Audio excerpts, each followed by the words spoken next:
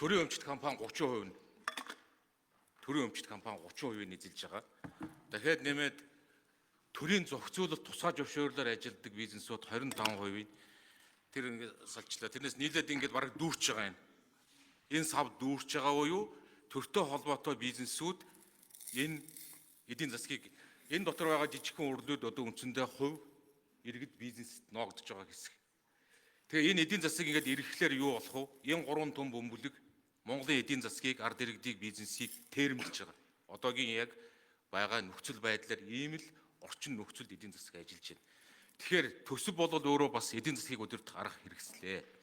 Тэгэхээр та зөвхөн төсвийн хүрээнд болоод төсвийн одоо бусад энэ эдийн засгийн арга хэрэгслийнхэн хувьд энэ нөхцөл байдлыг та юу гэж харж байна вэ? Энэ гурван том бөмбөлөг чинь тойрч тэрэмдээд бусдыг улам буталдаг ийм тогтолцоо руу сүүлийн жилүүдэд эрчимтэйгээр явж байгаа. Энэ гурав нийлээд эдийн засаг Монгол улсын нийт эдийн засгийн 90% чинь эзэлж байгаа. Зохицуулалттай шууд төрийн өмч 35 их найдын 30 гаруй их найдын төсвөөс дутуугүй төрийн өмч дахиад биднээс энэ улсын хурлын танхимаас тусдаа шийдвэр гарч асуудал эргэлдэж байгаа. Тэгэхээр та эхлээд энэ эдийн засгийн бүтцийн хувьд эдийн засгийг өдөрт арга хэрэгсэл болохын хувьд энэ удаагийн төсвийн онцлогийг тайлбарлаж өгөөч. Энийнд ямар өөрчлөлт гарч байгаа?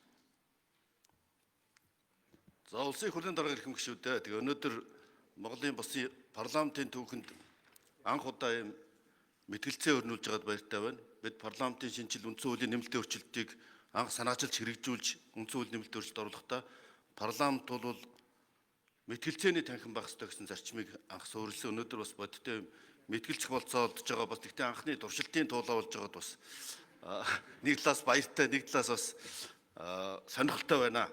Тэгэхээр маш чухал асуулт асуулаа. Өнгөрсөн 30 жилийн манай эдийн засгийн бүцүүл үндсэндээ төрийн оролцоо ихэд дамгаалсан.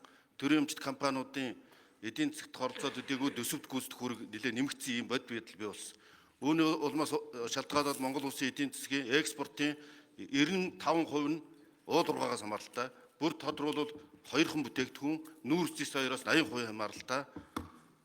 За гадаад худалдаа 70% нь нэг улсаас хамааралтай. Ийм бүтцийн одоо гажигтай болсон. Ийм учраас бидний эдийн засгийн бодлого одоо 10 сарын 31-нд бидний өргөн барихаар төлөвлөж байгаа эдийн засгийн нийгмийн эдийн засгийг эх 5 жил хөгжүүлэх үндсэн чиглэлд шинэ итгэл, эрс шинтгэл гэсэн энэ бүтцийн өөрчлөлтүүдийг хийхээр тэр дотор эдийн засгийн бүтцийн өөрчлөлтийг хийх ийм зорилтуудыг тодорхой тусгасан хөтөлбөр өргөн